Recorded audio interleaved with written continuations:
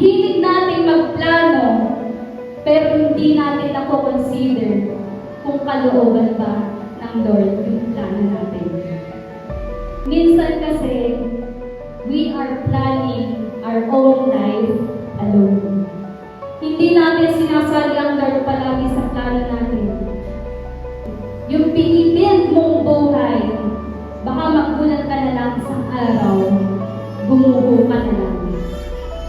Kasi hindi matibay yung foundation. Kung gusto mo ng matibay at hindi nayayanig na pundasyon, sundin mo ang nasa plano. Hindi ang plano mo, kundi ang plano ng Lord. Amen.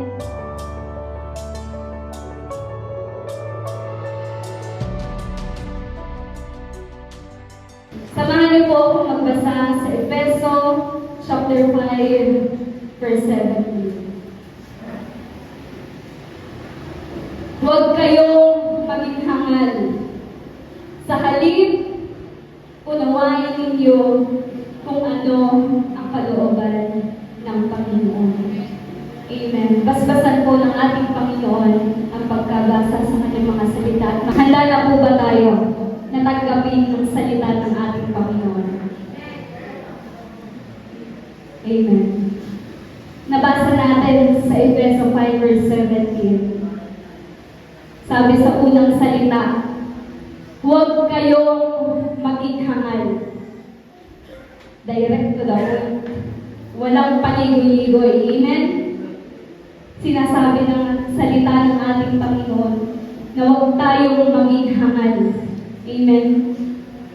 Dahil sa mga panahon na to, sa mga oras na to, kailangan natin maunawaan kung ano nga ba talaga ang kalooban ng Diyos sa buhay natin. Kailangan natin maunawaan ang salita ng ating Panginoon. Kailangan natin maunawaan kung ano nga ba talaga yung pinag-uutos ng ating Panginoon sa atin. At yung huli, kailangan maunawaan natin kung ano nga ba talaga ang plano ng Diyos sa buhay mo. Amen. Sino pong gustong malaman kung anong plano ng Lord sa buhay mo? Magsabi ng Amen. Handa na ba kayo? Handa na ba ang mga puso nyo na tanggapin ang salita ng Panginoon? Kung handa na kayo, kumapit kayo. Amen. Dahil ang salita ng Panginoon ay maikli. Pero kailangan yung buong atensyon natin, buong puso natin ay nakatuon sa salita ng Panginoon. Amen. Sabi nga, paano nga ba malalaman ang plano ng Diyos sa buhay natin? Amen.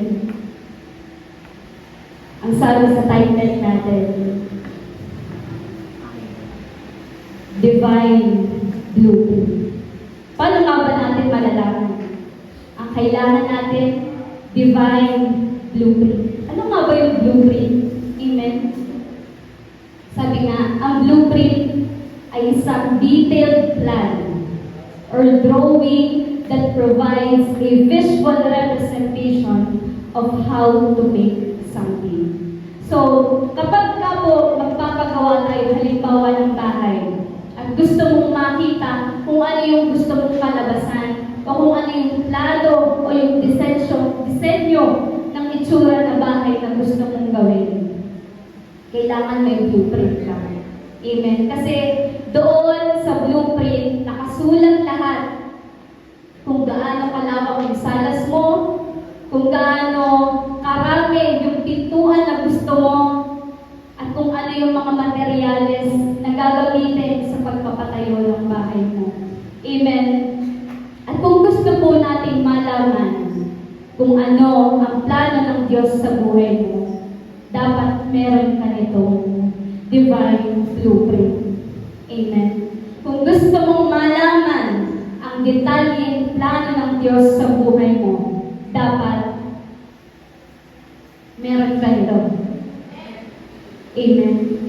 Sino may hawak ng divine blueprint na ibinigay sa atin ng Panginoon? Nasaan na? Nasaan na yung divine blueprint na binigay ng Lord sa ating lahat? Minsan, naisasantabi natin kung ano nga ba talaga yung halaga nito. Amen? Oo, libro siya. Pero sabi nga sa mga nabanggit sa preaching natin, ito lamang ang libro na makapagpapabago ng buhay mo. Amen? Pero, hindi ka mababago ng librong ito kung hindi mo mababasa. Kung hindi mo uunawain. Amen? Para makita mo yung visual representation ng structure ng buhay mo, kailangan basahin mo to. Kasi pag binasa mo, hindi ko naman maintindihan. Amen? Lahat tayo nakaranas ng nagbasa tayo ng Biblia, pero hindi natin maunawaan. 10 beses na tayo nagbasa ng Biblia, nung paulit-ulit na chapter, pero hindi natin maunawaan kung ano nga bang pinapasabi sa atin. Bakit nga ba? Baka may kulang sa atin, kaya hindi natin maunawaan. Siguro, kulang tayo sa prayer. Amen? Kasi kapag magbabasa tayo ng divine blueprint na binigay ng Lord, dapat i-align muna natin yung puso natin. Yun yung pinaka-importante sa lahat. Dapat i-connect muna natin ang puso natin sa ating Panginoon para maunawaan natin ang salita ng ating Panginoon. Dahil God's will is found in God's word. Dahil God's plan is found in God's word. Amen. So may inihanda po akong sample dito. Ayan. Yan yung sample ng blueprint. Sino may blueprint ng bahay nila? Wala? Walang blueprint? Amen. Pero sa amin, may nakita ako nandoon sa ilalim ng kama. Tuwid na tuwid. Kulay brown na nga. Amen. At yan po yung sample ng blueprint. At dyan po nakalagay yung bawat detalye na pwede nating malaman kung paano magpatayo ng bahay. Amen. Nandyan yung bawat sukat. Nandyan din yung instruction. Nandyan din yung checkpoint. Amen. Kung magpapagawa ka ng bahay at gusto mo agad makita kung ano yung kalalabasan ng bahay mo, dapat meron ka nito. Amen. Kung gusto mo parang meron kang ini-imagine pero hindi lumalabas sa isip mo, dapat magpagawa ka ng blueprint. Amen? Ngayon nga, meron lang nauuso ngayon na ang tawag nila ay AutoCAD. Amen? So doon po makikita natin yung visual representation po na ipinapagawa nating bahay. Kasi doon sa AutoCAD, makikita natin may pintura na gumagalaw pa. May video montage pa. Amen? So, pero, but God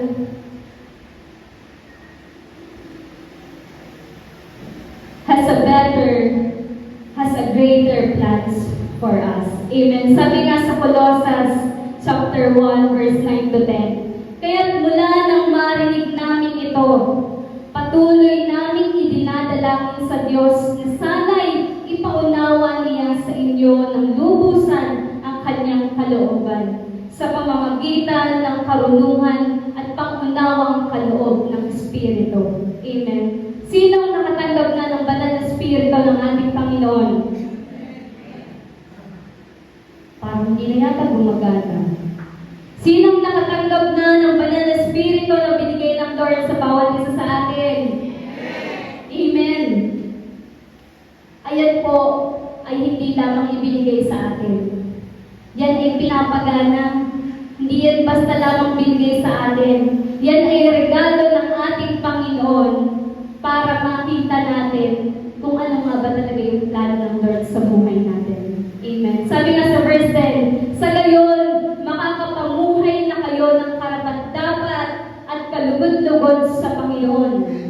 Sasagana sa lahat ng uri ng mabubuting gawa at lalawak ang inyong pagkakilala sa Diyos. Amen.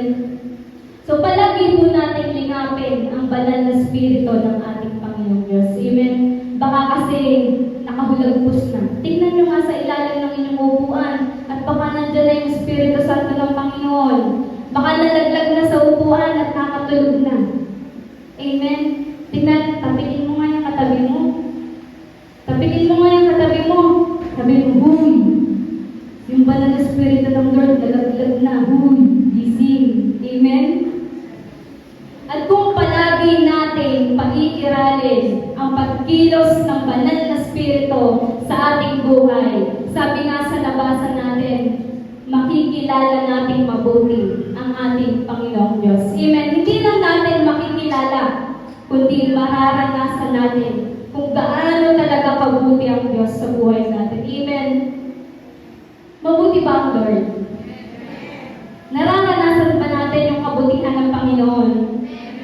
Amen. Dapat maranasan natin kung gaano kabuti ang Diyos sa buhay natin. Pero minsan, gusto kasi natin palagi ng pagpapala.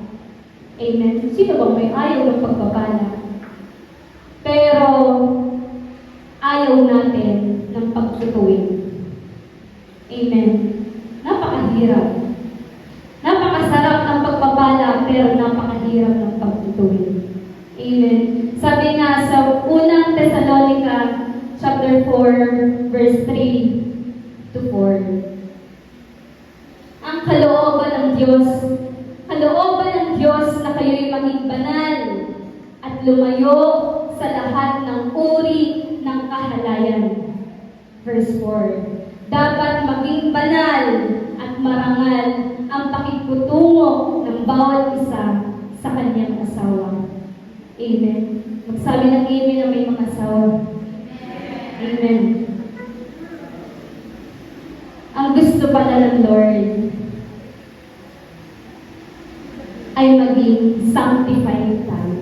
Amen. Ano nga ba yung sanctified? Ang pagiging sanctified ay pagiging banal. Amen. Kung ano yung pagka-disenyo at pagka-plano ng Lord sa mga buhay natin, dapat yun ang mangyayari. Amen. Sabi nga, we should learn how to control our own body. Amen. Hindi yung mga katawan natin ang kumokontrol sa atin. Amen.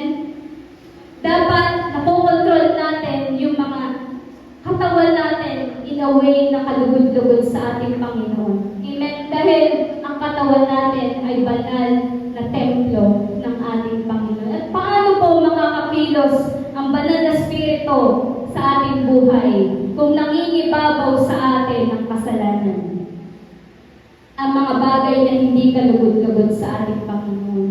Sabi nga ng Lord, ang hinihiling lamang ng Lord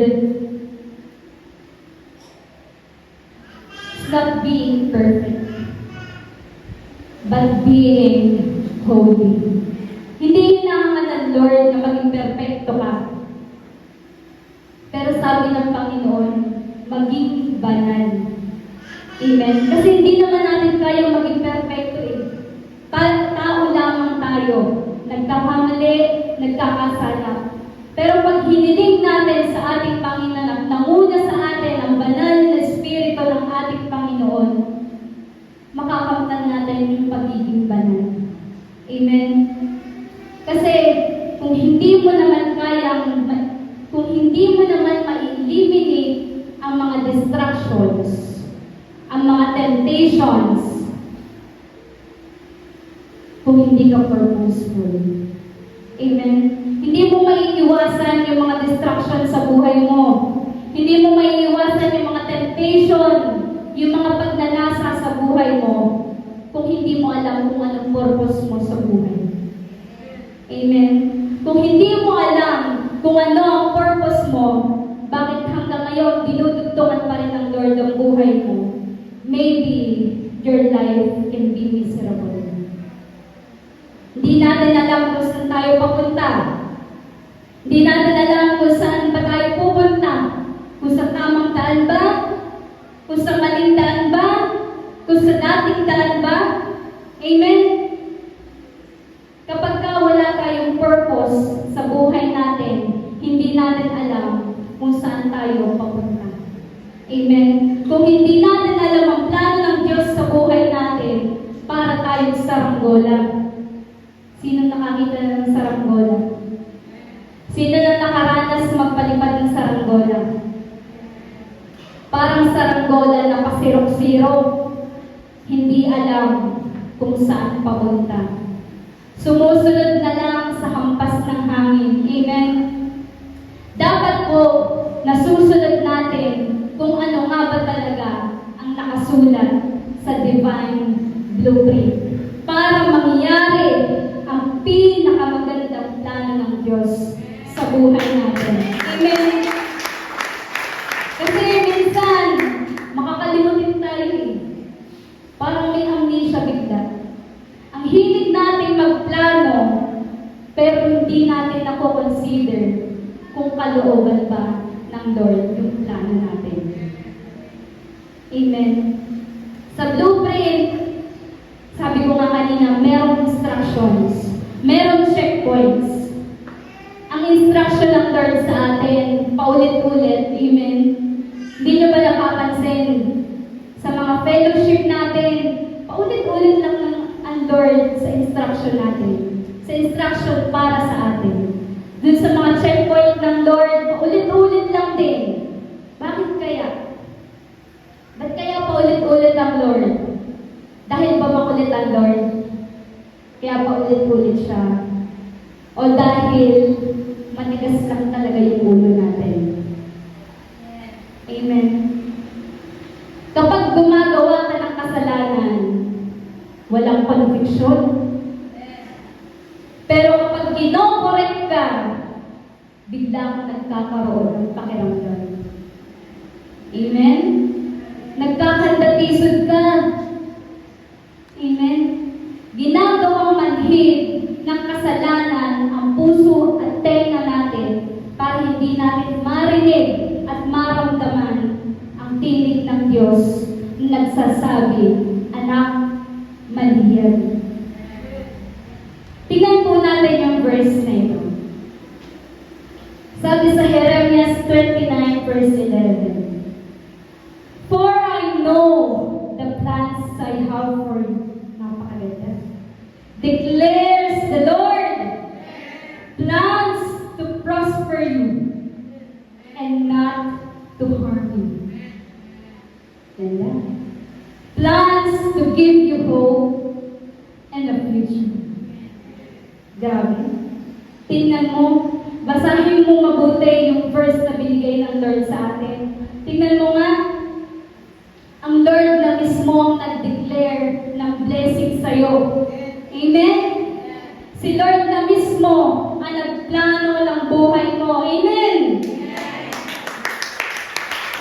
Pero, minsan kasi, we are planning our own life alone. Hindi natin sinasali ang Lord palagi sa plano natin. Kaya minsan, pag hindi nagtugma ang plano mo sa plano ng Lord, bigla kang nag-iiba. Bigla kang nagiging cold. Bigla kang lumalayo sa Lord. Bakit? Bakit bigla kang lumalayo? Kapag hindi nagtugma yung plano mo sa plano ng Diyos. Suriin po natin yung buhay natin. Bakit nga ba? May kukwento lang ako sa story ni Jonah. Alam niyo na to. Amen. Batay sa research ko sa nabasa ko, si Jonah pala ay mayabang. Si Jonah pala ay mapagmalaki. Si Jonah pala ay palaging nagmumul-mul. Si Jonah pala ay laging mainitin ng ulo. In short, hindi kalugod-lugod ang pamumuhay ni Jonah sa harapan ng ating Panginoon. Pero bakit si Jonah ang pinili ng Diyos para mag-preach ng gospel sa Nineveh? Makasalanan siya. lugod ang buhay niya sa harapan ng Panginoon. Pero bakit siya? Matigas ang ulo niya. Ayaw niya sumunod sa instruction ng Lord. Dahil yung pinapupuntahan pala ng Lord at pinapupuntahan ng Lord sa kanya ay kaaway niya pala. Amen. So ikaw, kung papupuntahin ka halimbawa sa barangay Tala, pero nandoon yung kaaway mo, matinding kaaway mo, at inassign ka ni Pastora, doon ka magturo sa barangay Tala. Ito ang mga a-attend. Makakapagturo pa kaya? Amen. Dahil sa katigasan ng ulo niya, napahintulot ang mga bagay na hindi dapat nangyari kung sumunod agad siya sa Panginoon. Amen. Hindi sana siya nilunok ng balyena. Amen. Sometimes, we learn lessons the hard way because we don't always do things in God's way. Amen. Gusto pa natin palaging masasaktan bago matuto. Amen. Bakit nga kaya?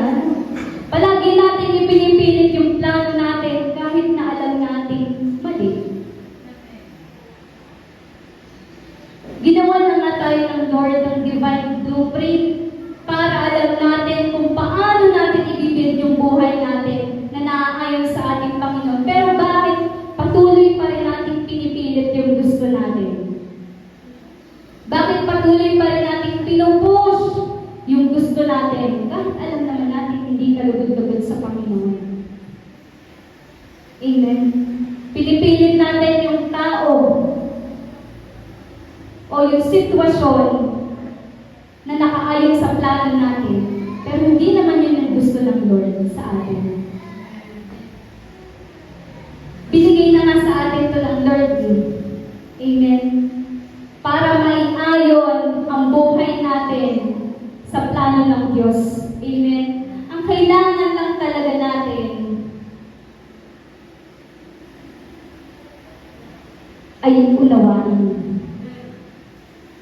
Amen.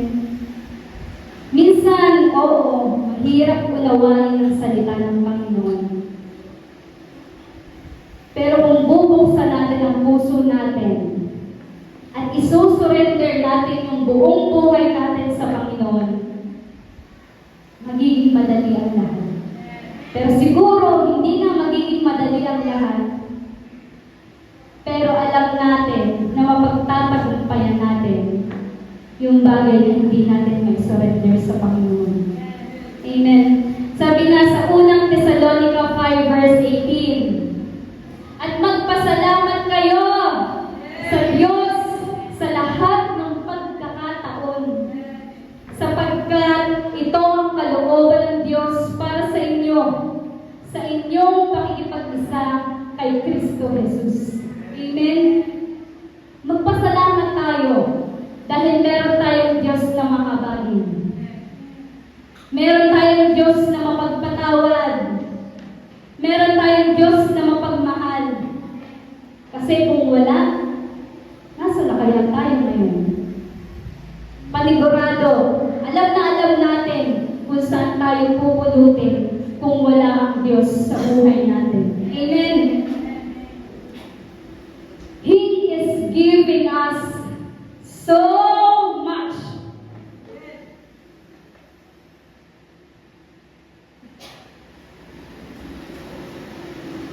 Chances for us to know what are His plans for us. Napakaraming chances na binibigay ng Lord sa atin. Napakaraming araw na binibigay ng Lord sa atin para maintindihan natin kung ano nga ba talagang plano ng Lord sa buhay natin. Pero dahil sa sobrang tigas ng ulo natin, dinidelay natin yung pinakamagandang plano ng Lord para sa atin. Kasi pinipilit natin palagi yung gusto natin eh. Kahit mali,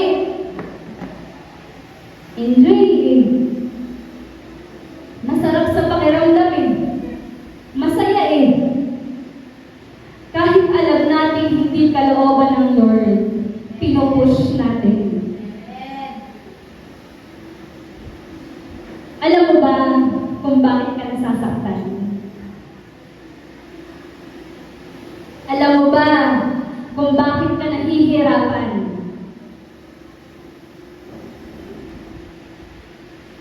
Kasi hindi mo sinusunod kung ano talaga yung nakaplano ng Lord para sa iyo.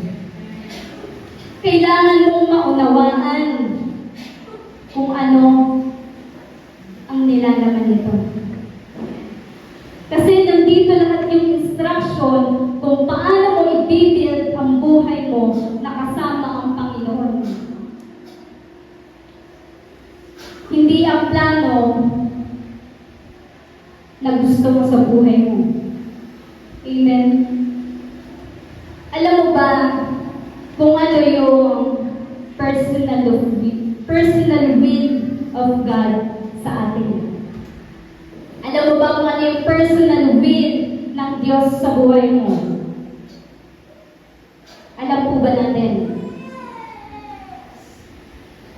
Ang sabi dito, ang personal will ng ating Panginoon ay salvation. Kaligtasan. Kasi kung hindi mo susundin yung divine blueprint na binigay ng Lord sa atin, yung pinibuild mong buhay, baka magulat ka na lang isang araw, gumuho ka na lang. Kasi hindi matibay yung foundation. Kung gusto mo ng matibay at hindi nayayanig na pundasyon, sundin mo ang nasa plano. Hindi ang plano mo, kundi ang plano ng Lord. Amen. Sabi nga sa mga taga-Roma 4 verse 13, hindi na ako magtatagal. Hahayaan ko ang Lord ang mag-iwan sa inyo ng katanungan. Lord, plano ko ba? O plano mo? Sabi nga sa mga taga-Roma 4 verse 13, ipinangako ng Diyos kay Abraham at sa kanyang magiging lahi na mamanahin nila ang buong mundo. Amen? Hindi dahil sa pagsunod niya sa kautusan, kundi dahil sa siya'y itinuring na matuwid sa pamamagitan ng kanyang pananampalataya sa Diyos. Grabe ang Lord. Amen. Kung wala kang mamanahin sa magulang mo, huwag kang mag-alala. Dahil ang Lord, kaya niyang ipamana sa iyo ang buong mundo. Amen. Ang kailangan lang natin, manampalataya. Ang kailangan lang natin ay maniwala. Ang kailangan lang natin ay sumunod sa kung ano ang plano ng Diyos sa buhay mo. Dahil kaligtasan ng buhay mo ang nakasalalay. Amen. So ngayon, tinatanong ka ng Lord, ano, anak? Nakakabit ka ba? Nakikinig ka ba? Gusto mo pa rin ba? Ipaglalaban mo pa rin ba? Ang sabi ng Lord, nakasalalay ang buhay mo. Ano nga ba talaga ang gusto nating maging buhay pag namatay tayo? Kasama ang Panginoon o sa dagat-dagatang kapag meron pa rin tayong choices. Lord, ang choice kung ano ang pipiliin natin. So, sino? Ano ang pipiliin natin? Saang sitwasyon tayo pipili? Doon sa walang hanggang kaharian ng ating Panginoon. O doon sa walang hanggang hinagpis, walang hanggang sakit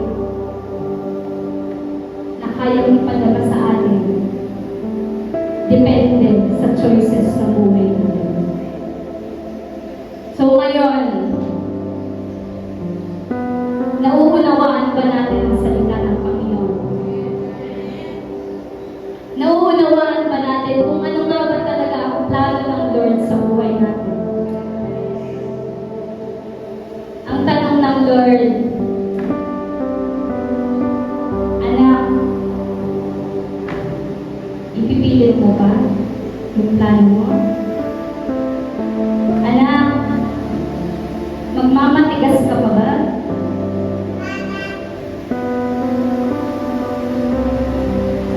Napakaraming chances na binigay ng Lord sa ating lahat. Sana matreasure natin yung bawat araw na binibigay ng Lord sa atin. Amen? Kasi hindi biro. Hindi biro ang pinagdaanan ng ating Panginoon para maligtas ka. Hindi biro ang pinagdaanan ng Lord sa mga kagupit na binigay sa Kanya para maligtas ka.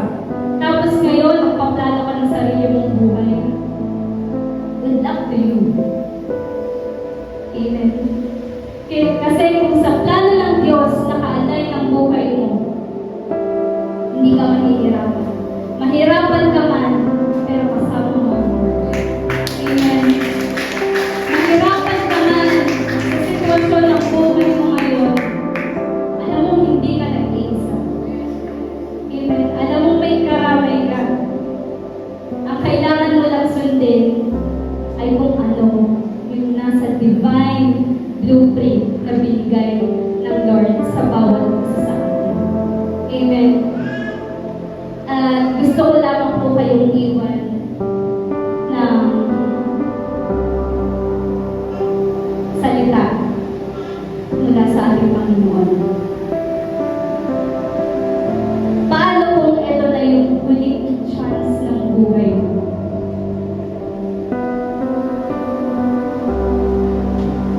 Paano mo ilalagak yung buhay mo sa mundo ito? Ano ang gagawin mo kapag ito na yung huling chance na binigay ng Lord sa buhay mo? Magpapakasaya ka pa rin ba sa mga walang kwentang bagay? Magpapakasaya ka pa rin ba sa maling tao? Magpapakasaya ka pa rin ba sa mga bagay na hindi kalooban ng ating Panginoon? Ang kasagutan lamang po ay nasa sa inyo at ng ating Panginoon. Hindi ko alam kung ano ang buhay na meron kayo, pero ang Lord ang mismong nakakakilala sa inyo. Ang Lord ang mismong nakakakita ng sitwasyon ninyo. Hindi ako makakatulong sa inyo, pero ang Lord lamang ang makakatulong sa atin para mapagtagumpayan natin